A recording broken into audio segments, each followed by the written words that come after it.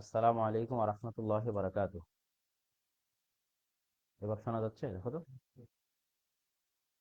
এবার কি আপনারা কথা শুনতে পাচ্ছেন? একটু জানাবেন।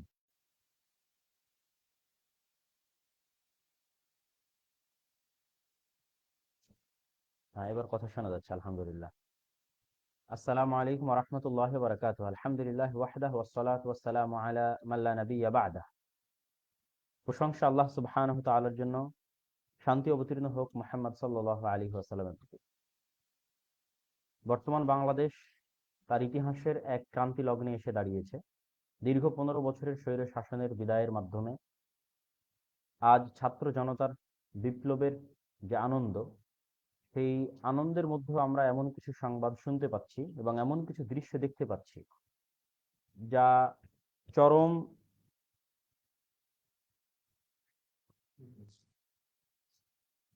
এমন কিছু দৃশ্য আমরা দেখতে পাচ্ছি এবং শুনতে পাচ্ছি যা চরম হৃদয় বিদারক এবং কষ্টদায়ক।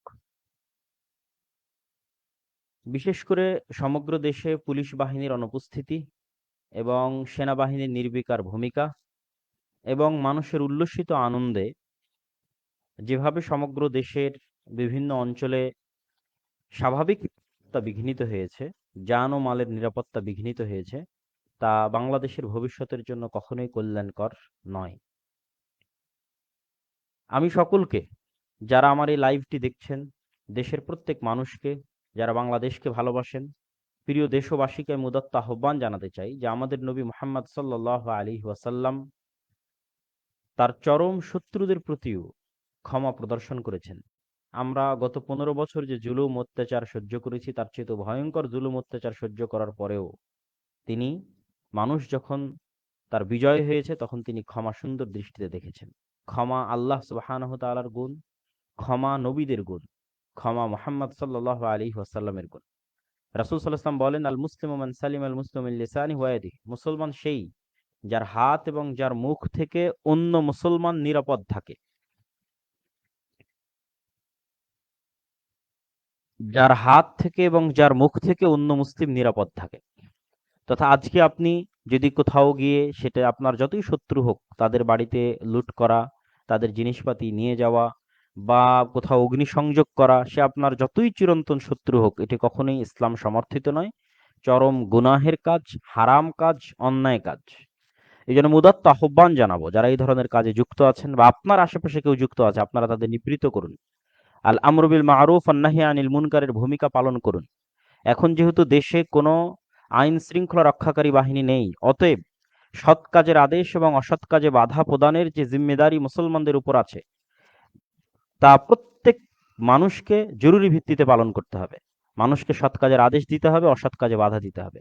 এই মুহূর্তে যদি আপনারা জরুরি ভূমিকা না গ্রহণ করেন সৎ কাজে আদেশ এবং অসৎ কাজে বাধা প্রদানের, তাহলে আমরা হয়তো যেই স্বাধীনতার স্বাদ নিচ্ছি, এই স্বাধীনতার স্বাদ হয়তো আমরা হারিয়ে ফেলবো।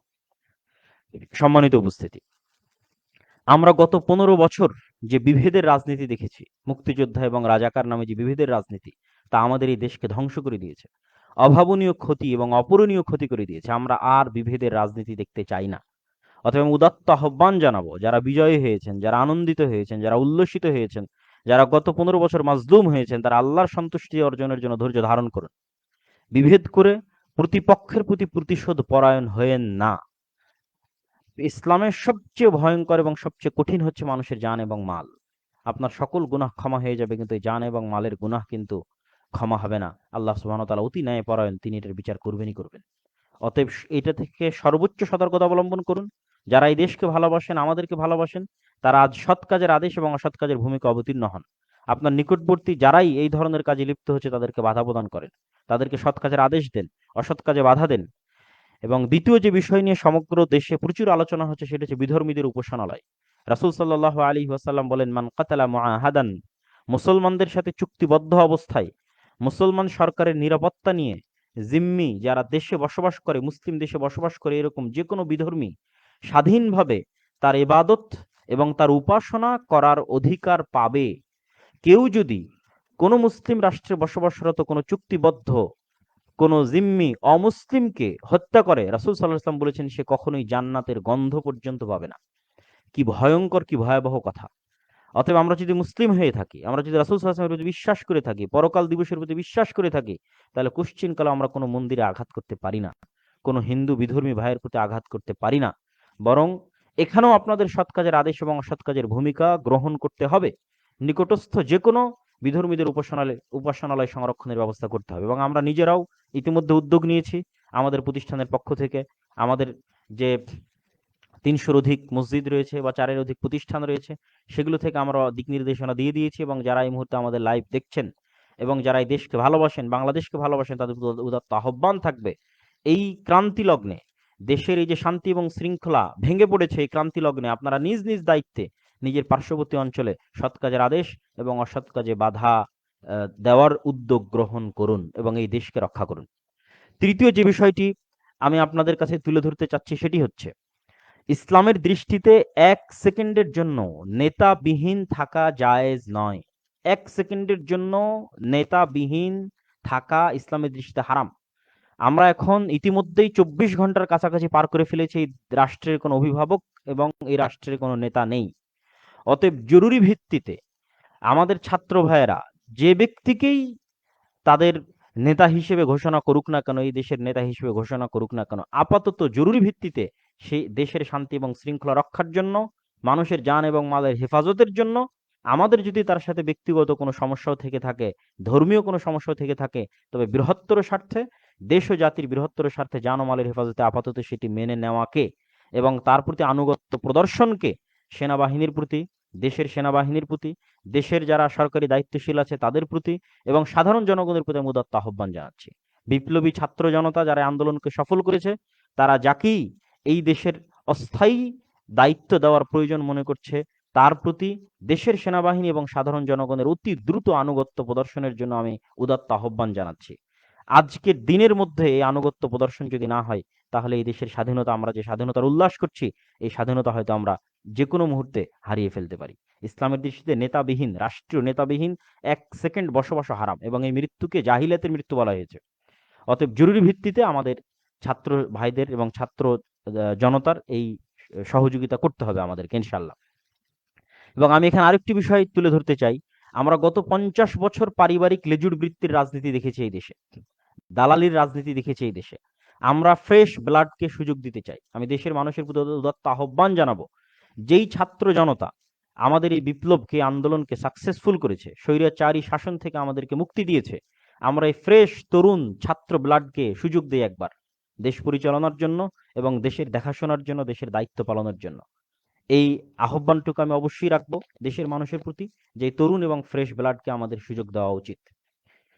চতুর্থ অথবা পঞ্চমত, ছাত্র ভাইদের প্রতি, বিপ্লবী ছাত্র ভাইদের প্রতি যারা এই আন্দোলন সফলে নেতৃত্ব দিয়েছেন, যারা এটির সাথে সম্পৃক্ত ছিলেন, সারা বাংলাদেশের বিশ্ববিদ্যালয়, কলেজ এবং স্কুলের ছাত্র ভাইদের প্রতি আমার উদাত্ত আহ্বান থাকবে যে ১৯৭১ সালে ভারতের সহযোগিতায় দেশ স্বাধীন করে গত ৫৩ বছর যাবৎ তাদের কৃতজ্ঞতার নামের যে দাসত্বের গ্লানি আমরা বহন করেছি, কথায় কথায় যে আমরা নাকি একাই স্বাধীন হতে পারতাম না, ভারত আমাদের স্বাধীন করে দিয়েছে, এই এবং পাকিস্তান সেনাবাহিনী আমাদের কাছে আত্মসমর্পণ না করে ভারতের সেনাবাহিনীর কাছে আত্মসমর্পণ করেছে, এই যে গ্লানি গত ৫৩ বছর যাবৎ জাতি হিসেবে আমাদের বহন করতে হয়েছে, আল্লাহর শুকরিয়া আদায় করি যে এই ছাত্র জনতার যে বিপ্লব আজ বিজয়ী হয়েছে এবং স্বৈরাচারের যে পতন হয়েছে, এটি বিদেশি কোনো সহযোগিতায় সম্পূর্ণ হয়নি, ফালিল্লাহিল হামদ।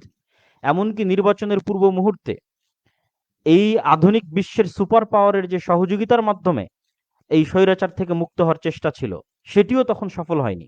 ফলত আমি মনে করি যেই ছাত্র জনতা আজকে এই বিপ্লব সফল করেছে, তাদের বিদেশি কোনো শক্তির প্রতি দায়বদ্ধ এবং কৃতজ্ঞতা থাকার ন্যূনতম প্রয়োজন নাই। তারা এই দেশের মানুষের ৪ শতাধিক মানুষের রক্তের উপর ভিত্তি করে আজকের এই বিজয় তারা ছিনিয়ে এনেছে। অতএব তাদেরকে দায়বদ্ধ থাকতে হবে এই দেশের সাধারণ ছাত্র জনতার প্রতি, বিদেশি কোনো শক্তির প্রতি নয়।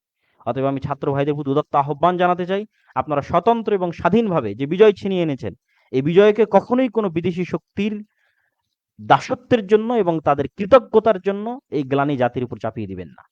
দেশের সাধারণ জনগণ জীবন দিয়েছে, ছাত্র জনতা জীবন দিয়েছে, আপনাদের আমানত হচ্ছে যতক্ষণ আপনারা এই দেশের যে কোনো পর্যায়ে দায়িত্ব পালন করবেন বা আপনাদের এই সংগ্রাম অব্যাহত থাকবে, আপনাদের এই দায়বদ্ধতা যেন শুধুই বাংলাদেশের সাধারণ ছাত্র জনতার প্রতি থাকে। পরিশেষে আমি প্রবাসী ভাইদের প্রতি উদাত্ত আহ্বান জানাতে চাই যে বাংলাদেশের যে ভয়াবহ অর্থনৈতিক অবস্থা, দেউলিয়াত্বের দ্বার প্রান্তে দাঁড়িয়ে আছে বাংলাদেশ। সেটি থেকে আপনারাই উদ্ধার করতে পারেন। যেহেতু নতুন সরকার গঠিত হতে যাচ্ছে, আশা করি অবশ্যই কল্যাণকর কিছু হবে। আপনারা অবশ্যই আপনাদের রেমিটেন্সের প্রবাহ বাড়িয়ে দিন বাংলাদেশের উদ্দেশ্যে। এবং বিশেষ করে ইউরোপ এবং আমেরিকায় যে উচ্চ শিক্ষিত আমাদের যে ব্রেন ড্রেন হয়েছে, আমাদের দেশের মেধাবীরা গত 50 বছর যাবত এই দেশে মূল্যায়ন না পেয়ে ইউরোপ এবং আমেরিকায় যে পাড়ি জমিয়েছে, আমি উদাত্ত আহ্বান জানাবো নবগঠিত সরকারের প্রতি যে আপনারা এই মেধাগুলোকে মূল্যায়ন করবেন। আর আমাদের দেশ থেকে যে মেধাবী সন্তানেরা বিদেশে চলে গেছে তাদের প্রতি উদাত্ত আহ্বান জানাবো, যদি আপনারা এই দেশের জন্য কাজ করার সুযোগ পান তাহলে অবশ্যই বিদেশের উন্নত জীবন ছেড়ে দিয়ে বাংলাদেশের মাতৃভূমির প্রতি ভালোবাসার টানে এই কাজ করার সুযোগ হয়তো বারবার আসবে না। আপনারা যার যে সেক্টরে মেধা আছে সেই মেধা নিয়ে বাংলাদেশের উন্নয়নের জন্য ঝাঁপিয়ে পড়ুন এবং ঝাঁপিয়ে পড়ার নিয়ত রাখুন। আর নবগঠিত সরকারের প্রতি উদাত্ত আহ্বান জানাবো যে আপনারা লেজুর ভিত্তিক মানুষের, যেহেতু এই আন্দোলনের শুরুই হয়েছিল কোটার বিরুদ্ধে তথা যোগ্যতা এবং মেধাকে মূল্যায়ন করা, অতএব প্রবাসে যে সমস্ত গত 50 বছর যে মেধাবীরা এই দেশ থেকে পাচার হয়ে বিভিন্ন দেশে চলে গেছে, আপনারা সেই সমস্ত মেধাবীদের মূল্যায়ন করবেন। কোনো প্রকার বাস বিচার ছাড়া শুধুমাত্র মেধার ভিত্তিতে প্রবাসীদের আহ্বান জানাবেন যেন ইউরোপ এবং আমেরিকা থেকে আমাদের মেধাবী ছাত্র, মেধাবী শিক্ষক, মেধাবী গবেষক, মেধাবী টেকনিশিয়ান, মেধাবী ইঞ্জিনিয়ার সকলেই যেন এই দেশে এসে এই দেশের উন্নয়নের জন্য ঝাঁপিয়ে পড়ে এই দেশের উন্নয়নের জন্য কাজ করে। সম্মানিত উপস্থিতি, আজকের আমার এই বক্তব্যটা অতি জরুরি ভিত্তিতে কিছু দিক নির্দেশনা দেওয়ার জন্য ছিল। আমি যেটি গত পোস্টে আমি আপনাদের বলেছিলাম যে আমি অচিরেই ভবিষ্যৎ বাংলাদেশের রূপরেখার জন্য আমার মাথায় যে চিন্তা ভাবনা আছে সেটি লিখিত আকারে এবং ভিডিও বক্তব্য আকারে আপনাদেরকে দিব। আশা করছি সেটি আজকে রাতে অথবা আগামীকাল সকাল হতে হতে ইনশাল্লাহ আপনারা প্রথমত শুরুতে আগে ভিডিও আকারে পাবেন, তারপরে ইনশাল্লাহ সময় সাপেক্ষে লিখিত আকারেও আমি ভবিষ্যৎ বাংলাদেশ নিয়ে আমার যে রূপরেখা আছে সেটি পেশ করবো ইনশাআল্লাহ। তো সেই ভিডিওটি অবশ্যই দেখবেন। আর আজকে এই ইনস্ট্যান্ট সময় দেশে জাতির প্রতি যে সংক্ষিপ্ত আহ্বান জানালাম, প্রথমত প্রতিশোধ পরায়ণ না হওয়া, ক্ষমা করে দিন, অন্তর থেকে ক্ষমা করে দিন, আল্লাহর সন্তুষ্টির জন্য ক্ষমা করে দিন। দেশের রাষ্ট্রীয় সম্পদ ধ্বংস করিয়েন না, মানুষের অন্যের সম্পদ ধ্বংস করিয়েন না। কে আপনার প্রতি 15 বছর জুলুম করেছে সেটা দেখিয়েন না। আমরা 15 বছর মুক্তিযোদ্ধা রাজাকারের বিভেদ দেখে এসেছি। দয়া করে এই বিভেদ থেকে, এই রাজনীতির বিভেদ থেকে বাংলাদেশকে মুক্তি দিন। বাংলাদেশে মানুষের শান্তিপূর্ণ বসবাসের একটা পরিবেশ তৈরি করে দিন। দ্বিতীয়ত, যারা আমার বক্তব্য দেখছেন বাংলাদেশকে ভালোবাসেন, তারা আল আমরু বিল মারুফ ওয়ান নাহি আনিল মুনকারের দায়িত্ব পালন করুন। এটাই সুযোগ দায়িত্ব পালন করার। এখন দেশে আইন শৃঙ্খলা রক্ষাকারী বাহিনী, আইন শৃঙ্খলা পরিবেশ ভেঙে পড়েছে। আপনারা নিজ নিজ দায়িত্বে আপনাদের পার্শ্ববর্তী যেখানে অন্যায় হচ্ছে সেখানে প্রতিরোধ করেন এবং বিধর্মীদেরকে নিরাপত্তা প্রদান করেন। এবং আমরা উদ্যোগ নিয়েছি, আপনারা উদ্যোগ নিন। আল আমরু বিল মারুফ ওয়ান নাহি আনিল মুনকারের এই উদ্যোগে আমি আপনাদেরকে সহযোগিতা করার উদাত্ত আহ্বান জানাচ্ছি। এবং পাশাপাশি অতি দ্রুত যে সরকারি ঘোষণা হোক না কেন, ছাত্র জনতা যে সরকারের ঘোষণা দিবে তাকে আমরা পছন্দ করি অথবা না করি সেটা আমরা পরে দেখব, কিন্তু এখন আনুগত্যের প্রয়োজন। সেনাবাহিনী আনুগত্য করুক, দেশের সাধারণ জনগণ আনুগত্য করুক। পাশাপাশি ছাত্র জনতার প্রতি দত্ত আহ্বান থাকবে, আপনারা শুধু এই দেশের মানুষের রক্তের উপর ভিত্তি করে বিজয় ছিনিয়ে এনেছেন, অতএব বিদেশি কোনো রাষ্ট্রের প্রতি যেন আপনাদের দায়বদ্ধতা না থাকে, আপনাদের দায়বদ্ধতা যেন শুধু এই রাষ্ট্রের জনগণের প্রতি থাকে। এই উদাত্ত আহ্বান জানিয়ে আমি আজকে আমার এই সংক্ষিপ্ত বক্তব্য এবং সংক্ষিপ্ত আলোচনা এখানেই শেষ করছি। আশা করি বাংলাদেশের ভবিষ্যৎ উজ্জ্বল হবে। আল্লাহ বাংলাদেশের স্বাধীনতাকে অক্ষুণ্ণ রাখবে। এই ভূখণ্ডে আমাদের পরবর্তী প্রজন্ম স্বাধীন হিসেবে জীবনযাপন করতে পারবে, এই আশা, এই দোয়া আল্লাহ সুবহানাহু ওয়া তাআলার দরবারে রেখে দেশবাসীর প্রতি সংক্ষিপ্ত বক্তব্য, দেশ ও জাতির প্রতি সংক্ষিপ্ত বক্তব্য শেষ করে এখানেই বিদায় নিচ্ছি। ইনশাআল্লাহ পরবর্তী ভিডিওতে অবশ্যই বাংলাদেশের ভবিষ্যৎ রূপরেখা দেখার এবং সেটি ব্যাপক হারে প্রচার করার উদাত্ত আহ্বান জানিয়ে আমার বক্তব্য এখানেই শেষ করছি। ওয়া আখিরু দাওয়ানা আনিল হামদুলিল্লাহি রাব্বিল আলামিন। আসসালামু আলাইকুম ওয়া রাহমাতুল্লাহি ওয়া বারাকাতুহু।